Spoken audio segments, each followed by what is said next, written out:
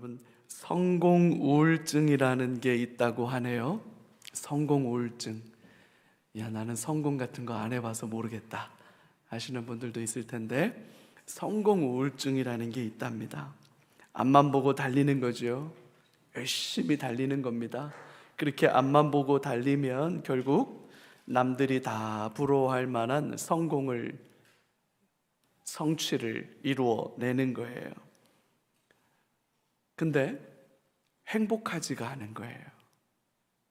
남들은 다 부러워할 만한 성공과 성취를 이루어냈는데 왜 행복하지 않을까?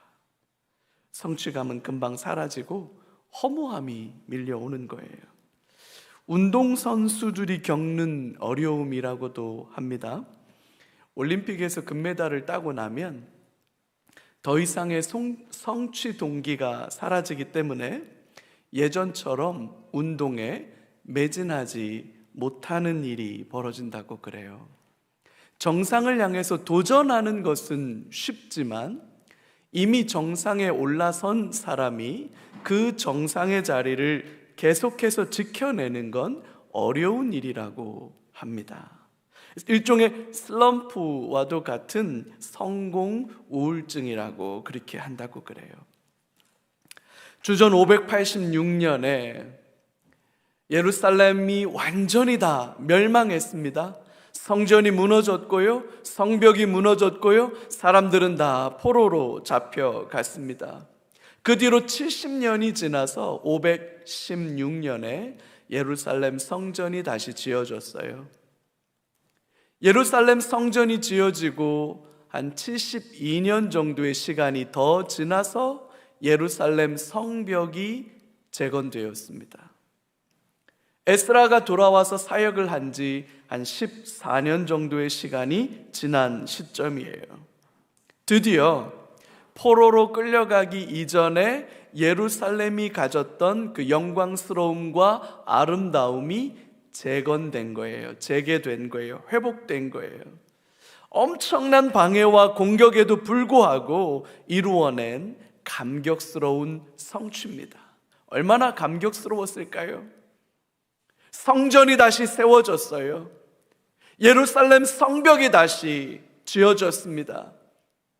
예루살렘의 화려했던 과거에 견주면 조금은 아쉽고 부족하지만 성전이 세워지고 성벽이 다시 재건되고 포로로 끌려갔던 사람들이 돌아왔다, 이렇게 생각하면 엄청난 감격과 놀라운 성공이다, 이렇게 말할 수 있을 거예요. 자, 그러면 예루살렘 성전과 성벽이 재건되었으니까 이제 다 끝난 걸까요? 이제 뭘 하면 좋죠? 내가 원하고 바라는 것들이 다 이루어진 거 아닌가? 여러분, 이제 다 끝난 걸까요? 그렇지 않은 거죠. 느헤미야의 사명은 단지 성벽을 완성해내는 것으로 끝나지 않았습니다. 성벽 재건은 하나의 수단에 불과해요. 느헤미야가 마음에 품은 진짜 꿈은 성벽이 재건되는 것이 아니라 예루살렘이 재건되는 거예요. 이스라엘이 회복되는 거예요. 하나님의 영광, 하나님의 임재, 하나님의 통치가 회복되는 것, 여러분, 그게 느헤미야의 꿈이었던 거죠. 하나님 그분을 향한 그분의 아름다움과 그분의 영광이 회복되어지는 것, 여러분, 이게 느헤미야의 꿈이었던 겁니다. 여러분, 우리는 이것을 놓쳐서는 안 돼요. 세속적인 성공이 우리의 목표가 될 수 없습니다. 여러분, 자녀들을 좋은 대학 보내는 것이 우리 인생의 목표가 되어서는 안 됩니다. 좋은 직장에 취직하는 것이 우리 인생의 목표가 되어서는 안 돼요. 직장 안에서 승진하고 높은 지위에 오르고 많은 돈을 벌고 명예를 얻고 권력을 얻어서 여러분, 좋은 아파트, 좋은 차, 평안한 삶, 여행하면서 좋은 음식 먹는 그럴듯한 삶을 살아가는 것이 여러분, 우리 인생의 목표가 되어서는 안 됩니다. 그런 것들을 꿈꾸고 살아가다가 보면 언젠가는 그것들을 손에 얻는 날이 올지도 몰라요. 하지만 여러분, 그것들이 우리의 삶에 만족을 주지는 않습니다. 왜냐하면 우리 삶의 본질이 그런 것들에 있지 않기 때문이에요. 우리의 삶의 본질은 하나님께 있습니다. 할렐루야. 하나님의 나라와 하나님의 통치와 하나님께서 하나님 되어주시는 것에 여러분 우리의 삶의 본질이 있는 것 아닙니까? 여러분, 이걸 천국이라고 말하는 거예요. 천국은 죽고 난 뒤에야 가는 낙원이 아닙니다. 지금 여기서 누리고 경험하는 거예요. 우리의 삶의 목적과 의미가 하나님을 기뻐하는 것이고 그분을 영원토록 즐거워하는 데 있다는 겁니다. 하나님이 내 삶의 의미가 되시고 하나님이 내 삶의 목적이 되시는 거예요. 다른 모든 것은 수단에 불과합니다. 과정입니다. 지나가는 그림자에 불과하는 거예요. 여러분, 본질이 무엇인지, 내 삶의 의미가 어디에 있고 내 삶의 목적이 어디에 있는지, 여러분 그 본질을 붙잡는 저와 여러분들 되시기를 주님의 이름으로 축복합니다. 오늘 본문 1절 말씀을 같이 한번 볼까요? 오늘 본문 1절에 이스라엘 자손이 자기들의 성읍에 거주하였더니 이제 성벽 공사가 다 끝난 거예요. 그리고 이제 다 각자 집으로 돌아간 겁니다. 그래서 자기 집에 거주했다 이렇게 표현하는 거예요. 7째 달에 이르러 모든 백성이 일제히 수문 앞 광장에 모여 학사 에스라에게 여호와께서 이스라엘에게 명령하신 모세의 율법책을 가져오기를 청하매. 사람들이 일제히 수문 앞 광장에 모였다. 본문이 그렇게 말하고 있습니다. 수문, 워터게이트지요. 워터게이트. 우리 미국의 역사를 아시는 분들은 이 워터게이트 사건이 대통령을 끌어내린 사건 아닙니까? 예루살렘 성벽에 10개의 문이 있는데 저 동남쪽에 물이 들어오고 나가는 물의 문, 워터게이트, 수문이 있었던 거예요. 그리고 그 수문 앞에 넓은 광장이 있었습니다. 사람들이 거기에 모인 거예요. 오늘 본문이 일제히 모였다 이렇게 표현하고 있는 것으로 봐서 한 마음으로 기대와 소망을 가지고 모였다 이렇게 우리가 알 수 있습니다. 모인 사람들이 에스라에게 하나님의 율법책을 가져와서 좀 낭독해 주십시오라고 요청을 합니다. 에스라, 우리가 계속 봤는데 한동안 이름이 언급되지 않았다가 오랜만에 등장하지요. 율법 학자입니다. 율법에 정통한 사람이고 대제사장 아론의 16대 손, 대제상 집안의 아주 존귀한 자입니다. 그 에스라에게 여호와의 율법의 말씀을 가져와서 수문 앞 광장에 모여있는 이 사람들에게 율법을 낭독해 주십시오라고 요청을 하는 거예요. 에스라는 요청대로 여호와의 율법책을 가지고 와서 사람들 앞에서 낭독합니다. 3절에 보니까 새벽부터 정오까지 읽었다. 남자나 여자나 알아들을 만한 모든 사람들이 모였다. 이 표현은 2번이나 동일하게 반복해서 등장해요. 남자나 여자나 알아들을 만한 모든 사람들이 남녀노소를 불문하고 가득 모인 거예요. 그 사람들이 모여서 에스라가 낭독하는 여호와의 율법에 귀를 기울이는 겁니다. 특별히 마련된 강단 위에 에스라가 올라가서 율법책을 펴자 사람들이 다 자리에서 일어났어요. 자리에서 일어난다는 것은 존경의 표현이죠. 경외함을 표현하는 겁니다. 하나님의 말씀에 대한 존경과 사랑을 표현하는 거죠. 우리도 얼마 전까지는 주일날 말씀 봉독할 때 다 같이 자리에서 봉독하기도 했는데 참 귀한 전통이고 아름다운 전통이지요. 그러면서 에스라가 율법을 낭독하고 에스라 오른쪽과 왼쪽에도 여러 사람들이 모였는데 사람들이 많이 모였기 때문에 에스라는 낭독하고 옆에 선 사람들은 그 율법의 의미가 무엇인지를 설명해 주는 역할, 오늘날로 치면 설교하는 거죠. 본문을 읽고 그 본문을 설명해 주는 거예요. 그러면서 사람들은 율법의 의미를 깨닫고 하나님의 말씀을 깨닫게 되는 일들이 벌어진 거죠. 자, 근데 여기서 한번 생각해 봐요, 여러분들. 제사도 있고 기도도 있고 찬송도 있고 구제도 있는데 왜 꼭 율법이었을까요? 성벽이 완공되고 성전은 이미 완공되었고 역사적인 순간 아닙니까? 예루살렘의 아름다움이 회복되어진 이 순간에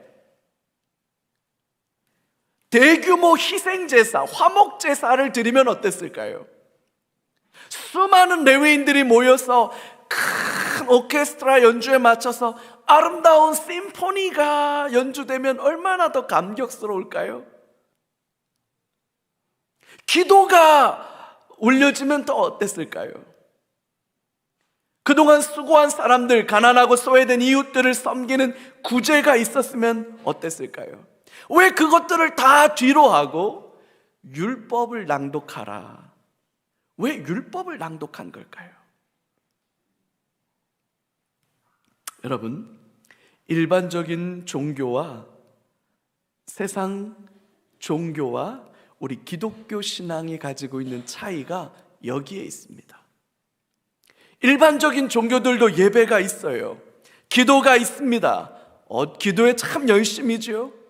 3000배, 108배, 오체투지, 삼보일배, 여러분 수많은 기도들이 있습니다.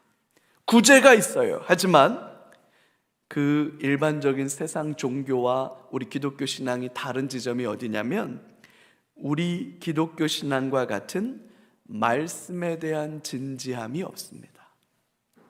코란도 있고 불경도 있지만 하나님의 말씀인 성경에 대해서 성도들이 갖는 열정과 사모함 같은 것은 다른 종교에는 없습니다. 하나님의 기록된 말씀에 대한 사랑과 열정이 우리 기독교 신앙이 가지고 있는 아주 독특한 특징이에요. 뿐만 아니라 율법을 낭독하는 이것은 에스라 느헤미야 시대 사람들이 가지고 있었던 그 시대의 독특한 신앙 고백과 연결이 되어 있습니다. 그 시대 사람들은 뭘 고민했냐면요, 이게 가장 큰 고민이었어요. 우리는 어쩌다가 망했나? 예루살렘은 어쩌다가 망해서 성전이 무너지고 성벽이 무너지고 사람들은 다 포로로 끌려가는 이 수치와 부끄러움과 모멸감을 겪게 되었나? 이게 가장 큰 숙제였습니다. 우리는 도대체 왜 망한 거냐? 군사력이 모자랐기 때문인가? 정치인들이 정치를 잘못해서기 때문인가? 아니면 왕이 무능했기 때문인가? 수많은 이유를 말할 수 있지만 가장 결정적인 이유는 하나님의 말씀에 대한 온전한 순종과 헌신을 잃어버렸기 때문이다 라는 거였어요. 성전도 있고 제사장도 있고 유능한 장군들도 있고 왕도 있지만 사람들은 각자 자기의 소견에 옳은 대로 생각하고 자기 편한 대로 신앙생활했습니다. 바알과 아세라가 가져다주는 풍요로움, 화려함, 즐거움을 한 손에 들고 다른 한 손에는 허울밖에 남지 않은 신앙을 붙들고 있었던 거죠. 말씀에 대한 무지, 말씀을 살아내려는 진지함의 결여, 그러다 보니까 하나님께서 원하시는, 하나님이 원하시고 기뻐하시는 신앙이 아니라 내게 편하고 내게 유익하고 내게 즐거운 나 중심적인 신앙이 자리 잡고 있었기 때문이다 라고 하는 문제의식이에요. 하나님이 뭘 기뻐하시나, 하나님이 뭘 원하시나, 하나님은 뭘 기대하시나, 하나님을 바라보는 신앙이 아니라 나에게 더 편리하고 나에게 더 편안하고 나에게 더 유익한 것은 무엇인가를 추구하는 거죠. 그래서 성전이 완공되고 성벽이 재건된 이 시점에 사람들은 일제히 모인 겁니다. 한 마음으로 기대감을 가지고 모인 겁니다. 모여서 뭐를 한 겁니까? 하나님의 말씀을 좀 들어보자. 하나님은 뭘 원하시는지, 하나님이 원하시는 게 뭔지를 좀 들어보자. 그래서 율법의 말씀을 낭독해 달라고 요구했던 거예요.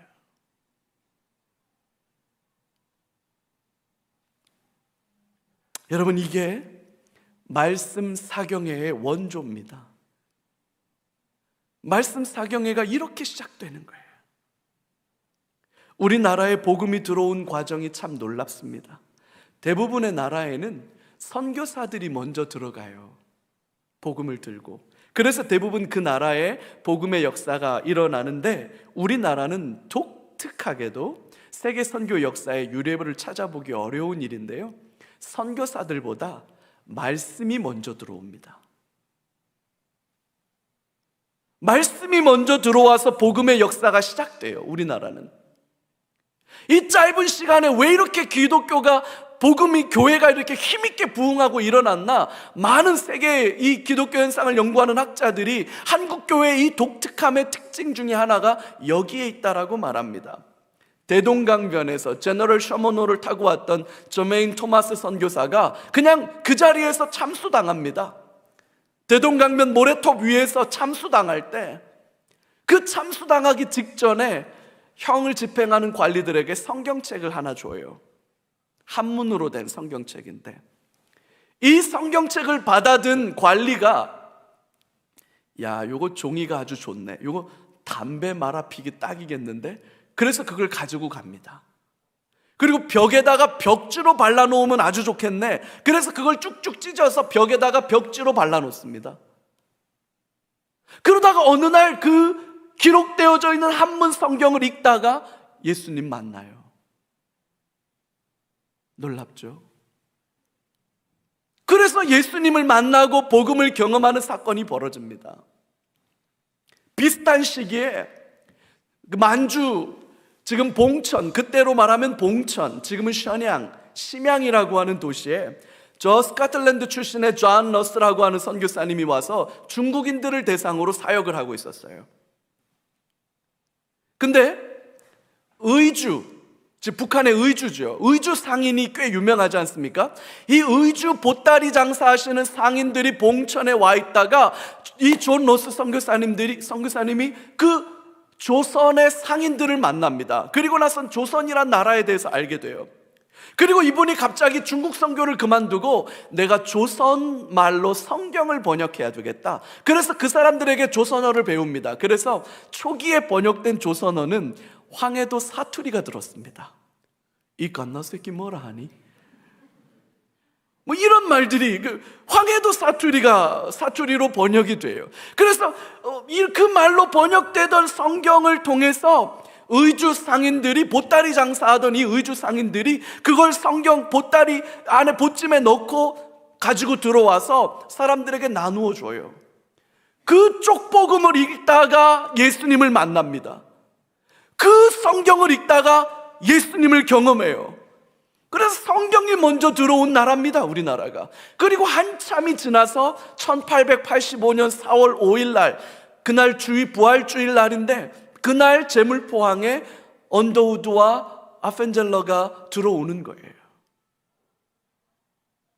한참이 지나고 나서 이렇게 시작된 복음의 역사, 성경 말씀으로 먼저 복음이 들어왔던 이 땅에서의 역사가 여러분 사경회를 통해서 꽃이 핍니다. 가을에 추수를 하고 나면 겨울에는 농한기예요. 도시에서 살던 사람들은 농한기가 뭐예요 하겠지만 아마 우리 어른들은 아실 거예요. 가을에 추수가 다 끝나고 나면 겨울철에는 할 일이 없어요. 그래서 그때 당시에 조선 사람들은 뭐 했냐? 이 농한기에 모여서 화투 치는 겁니다. 투전 게임 하는 겁니다. 술 한 잔 마시고 막걸리 한 잔 마시고 하루 종일 노름하는 거예요. 싸우는 거예요. 기생집에 가는 거예요. 그게 전부였어요. 선교사들이 가만히 보니까 안 되겠어. 농사도 없고 일도 없는데 우리 그냥 모여서 사경회 합시다. 이래가지고 사경회가 시작됩니다. 사경회가 열면 원근각처에서 사람들이 모여요. 하루 이틀 하는 게 아닙니다. 한 달, 두 달, 세 달 이렇게 사경회를 해요. 그러면 사람들이 원근각처에서 다 모입니다. 먹을 것 입을 것 싸들고 와요. 그러면 하루 종일 성경 읽어요. 그리고 성경을 설교합니다. 그리고 기도합니다. 그리고 나가서 전도합니다. 이게 사경회였거든요. 모여서 한 달이고 두 달이고 말씀 듣고 기도하고 전도하는 이 일들을 통해서 우리나라에 엄청난 부흥의 역사가 일어나요. 여러분, 그때 당시에 사진들이 좀 있거든요. 제가 한번 보여드릴게요. 여러분, 이게 사경회 사진이에요. 이때 당시에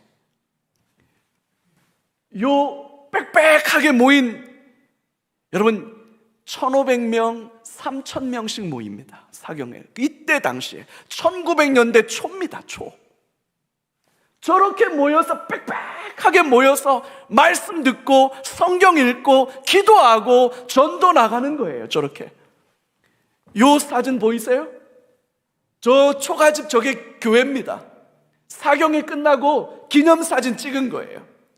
저 앞줄에 있는 꼬꼬마 어린이들 보입니까? 오늘 본문에도 남자든 여자든 알아들을 만한 사람 다 모였다 그랬잖아요. 이때 사경회도 그랬어요. 애기들도 다 저렇게 모이는 거예요. 저 뒤에 중절모 쓴 어르신들도 보입니까? 남녀노소 할 것 없이 모여서 기념사령 저렇게 하는 거예요. 그 다음 사진 한번 보여주겠어요? 여러분, 여기에 보이는 이 저 중간에 새까맣게 신사복 입으신 분 보입니까? 저분이 우리나라 최초의 선교사님 중에 한 분인 사무엘 마펫 선교사님입니다. 다 여자들만 모여있죠? 평양에 모인 여자 사경회였습니다. 부인 전도대, 권서 부인들 다 모여가지고, 여러분 빽빽하게 저 뒤에 서 있는 모습 보여요? 저렇게 모여가지고 말씀 들은 거예요. 여기 있는 이 사진이 뭐냐? 사경에 가는 분들이 저렇게 보찜 지고 왔습니다. 저 보찜에 뭐 들어있냐? 자기 먹을 쌀 들어있는 거예요. 입을 옷까지 싸서 저렇게 보찜 들고 오는 거예요. 그러면 한 교회가 사경회를 하면 그 교회만 사람들만 모이는 게 아니라 그 동네 사람들이 다 모이는 거예요. 그 주변 사람들이 다 저렇게 모이는 거예요. 여관이 있습니까? 호텔이 있습니까? 그냥 그 성도들 집에 가가지고 한 달이고 두 달이고 겨울 내내 그래서 먹을 거 싸들고 오는 거예요. 옷까지 이불 가지고 오는 거예요. 그리고 나서 한 달 내내, 두 달 내내, 겨우 내내 말씀 읽고 말씀을 설교하면 그 말씀 듣고 같이 기도하고 전도 나가고, 여러분 그렇게 해서 사경회를 통해서 폭발적으로 교회가 성장합니다. 다음 주부터 우리 교회가 말씀 사경회를 해요. 이 말씀 사경회가 우리 한국교회 역사의 뿌리입니다. 여러분, 이게 나중에 부흥회로 전환되는데 부흥회하고는 결이 또 달라요.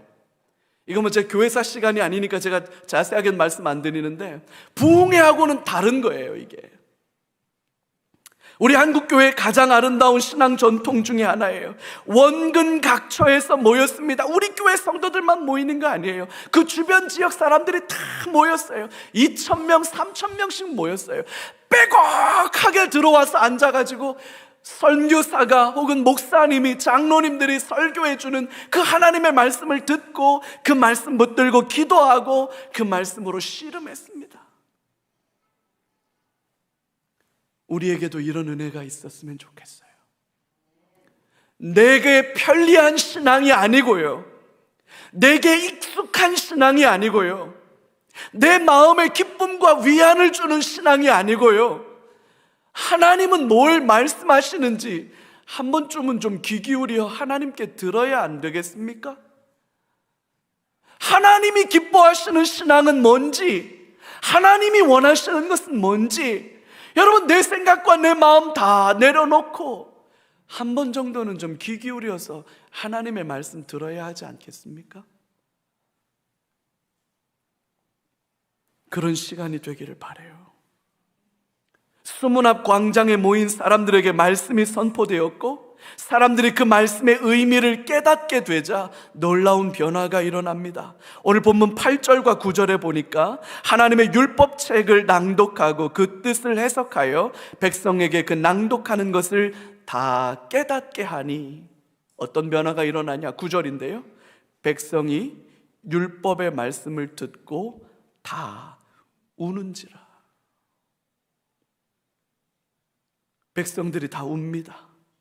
말씀 앞에서 사람들의 마음이 움직이기 시작합니다. 죄를 깨닫기 시작합니다. 얼마나 이기적으로 자신의 욕망을 추구하며 살아왔는지를 발견하게 됩니다. 회개의 눈물이 터져 나옵니다. 뿐만 아니라 그런 부족한 삶을 살았음에도 불구하고 하나님은 여전히 신실하시고 하나님이 나를 회복시켜 주시는구나, 나를 기다려 주시고 내 삶에 소망을 주시는구나, 그 하나님을 만나게 됩니다. 감사와 기쁨의 눈물이 터져 나오는 거예요. 말씀으로 아파하고 말씀으로 회복되는 역사가 일어나는 거지요. 여러분, 이게 진짜로 부흥입니다. 부흥은 이런 거예요. 한국교회에 놀라운 사경의 장면들이 있습니다. 우리가 한동안 잊고 살았던 1907년도 평양 장대인 교회에서 일어났던 평양 대부흥운동이라는 거예요. 여러분, 이것도 1월 달에 농한기 때 사경회로 모였던 거예요. 평안도 지역 사경회였던 거예요. 사람들이 같이 모였어요. 말로는 다 설명할 수 없는 놀라운 성령의 역사가 임했습니다. 사람들이 꼬꾸라졌어요. 사람들이 회개하기 시작합니다. 내가 아내를 구박했습니다. 내가 첩을 두었습니다. 내가 사람들의 돈을 빼앗았습니다. 내가 사기를 쳤습니다. 내가 못된 짓을 했습니다. 부모에게 패역질을 했습니다. 자녀에게 못된 일을 했습니다. 절대로 맨정신에서는 꺼내놓을 수 없는 말들을 누가 시킨 것도 아닌데 사람들이 막 회개하기 시작합니다. 떼굴떼굴 구르기 시작합니다. 여러분, 평양하면 유명한 게 몇 가지 있죠. 평양에 제일 유명한 게 뭡니까? 냉면? 평양하면 기생이지요. 기생학교인 권번이 있었습니다. 기생들의 도시였어요. 평양은 기생들의 도시라는 게 무슨 의미입니까? 먹고 마시고 취하고 향락의 도시였다는 뜻입니다. 뿐만 아니라 평양은 한량들의 도시였어요. 툭하면 싸우고 돈 뺏고 패역질하는 게 평양이었습니다. 근데 여러분, 사경회를 통해서 말씀의 능력이 임하고 기도의 능력이 임하고 눈물이 터져 나왔습니다. 남녀노소를 가르지 않았습니다. 양반과 평민과 노비를 가리지 않았습니다. 선교사, 목사, 장로, 집사를 가리지 않았습니다. 놀라운 변화가 일어났습니다. 도시가 다 뒤집어졌습니다.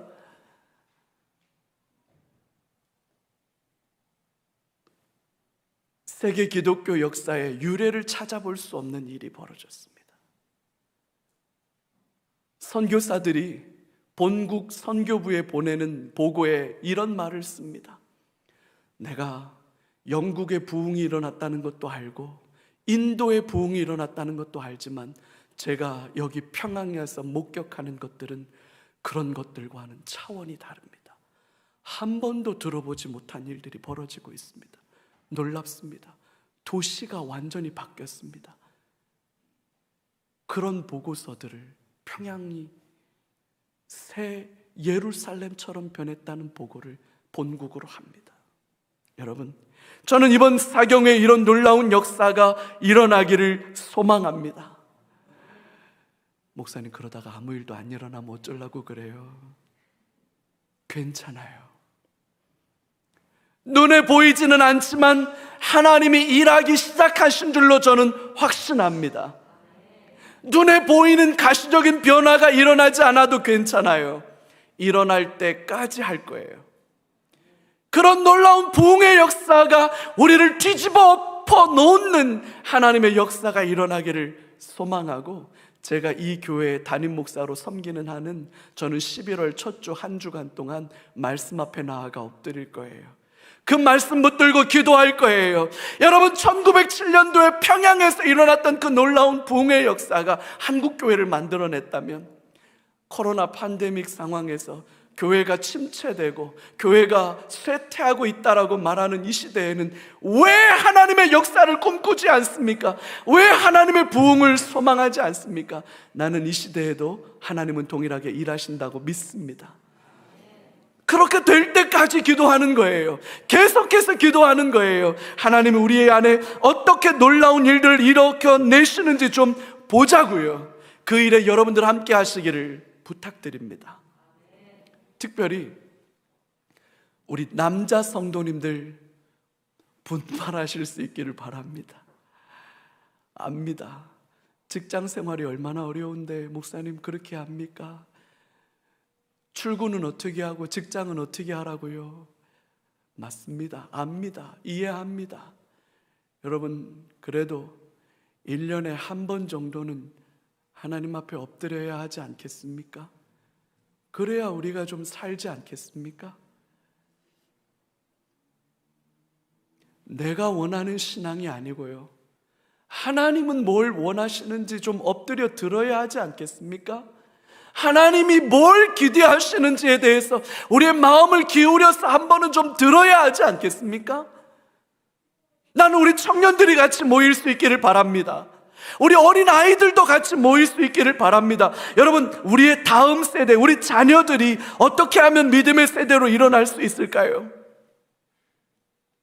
부모 세대가 믿음을 보여주어야 하지 않을까요?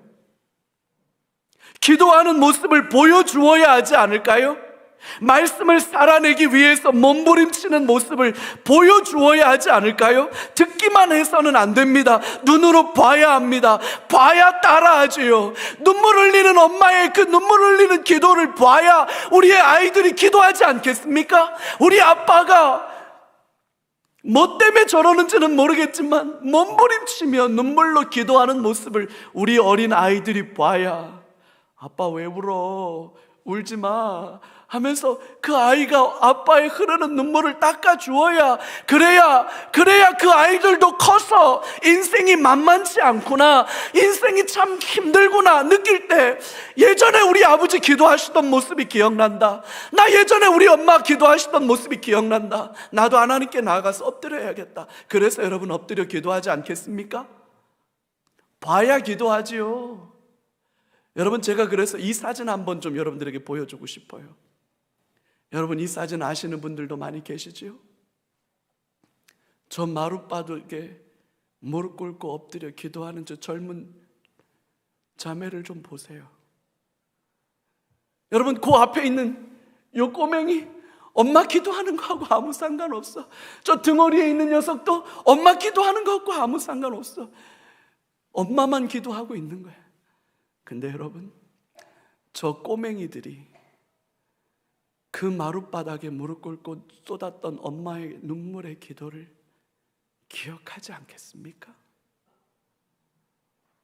나도 언젠가 힘들 때 그렇게 무릎 꿇고 기도해야지 하는 생각 안 하겠습니까? 봐야 해요. 우리 아이들이 믿음의 세대로 세워지는 건 학원 보내놓으면 되는 일이 아닙니다. 주일학교 보내놓으면 자동으로 되는 일이 아니에요, 여러분. 엄마의 눈물의 기도를 봐야 해요. 아빠의 눈물의 기도를 봐야 해요. 며칠 전에 저희 딸아이가 금요기도회를 끝났는데, 아빠 내 눈 좀 봐 그러면서, 왜? 그랬더니 나 엄청 울었어. 그러면서 금요기도회 때 엄청 울면서 기도했다는 거예요. 뭐 때문에 그렇게 기도했냐 그랬더니, 그날 제가 이곳에서 기도하는 동안 아빠가 그렇게 기도하는 모습이 마음에 걸렸나 봐요. 그래서 하나님, 우리 아빠의 기도를 들어주세요. 그렇게 기도했대요. 야, 우리 딸 다 컸네, 그런 생각도 들지만, 아빠가 그렇게 간절하게 기도하는 그 기도를 우리 하나님이 들어주셨으면 좋겠다. 그 말 자체가 저에게는 얼마나 큰 위로가 됐는지 몰라요. 우리 아이들이 그렇게 자라야 하지 않겠습니까? 하나님, 우리 엄마의 기도를 좀 들어주세요. 하나님, 우리 아빠의 기도를 좀 들어주세요. 그 눈물의 기도에 우리 아이들이 연결어가지 않겠습니까? 말씀 앞에서 회개의 눈물을 흘리는 사람들에게 느헤미야가 선포합니다.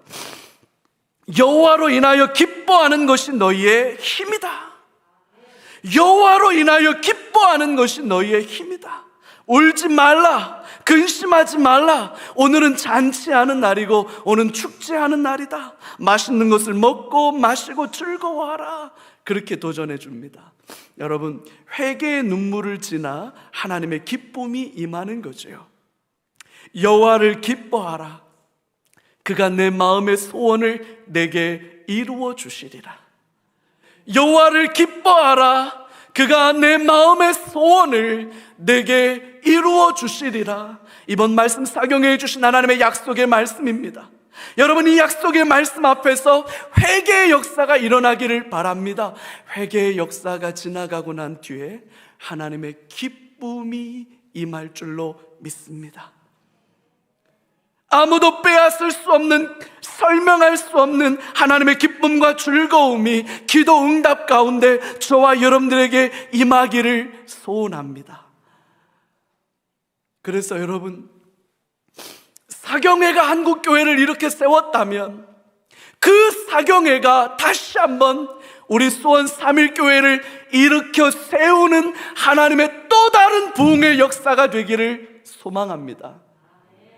수원 3.1교회에서부터 촉발된 부흥의 역사가 수원시를 살리고 용인시를 살리고 화성시를 살리고 대한민국을 살리고 마지막 땅끝을 살리는 역사가 왜 안 일어납니까?